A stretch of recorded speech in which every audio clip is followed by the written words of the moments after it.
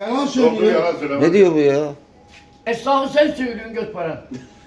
Beni söyle diyor. Baba yalan söylüyor. Benim şeyim o. He. Anladım. Ben anladım. İnanma. Şimdi Allah böyle gidiyor bir daha kurban oldum. Ha nereden geliyor bela? Frene basıyor. He. Süratli ya. Kaydı kayarak vuruyor. Dom. Yalan. İnanma yalan söylüyor abi.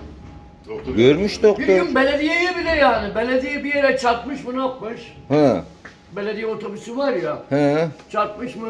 Ya ona bile ceza keserler. Doğru söylüyor. He ceza keserler. Doğru mu? Yalan. He? Yalan söylüyor. Doğru söylüyor. Yok yalan söylüyor. Yani Yalan söyleme baba. Baba yalan söyleme. Baba yalan söyleme. Ya kafasını ütüleme adamı. Yalan söyleme. namussuz insan. Adam yalan söylemez ya. Namussuz diyor bana görüyor musun? Yalan.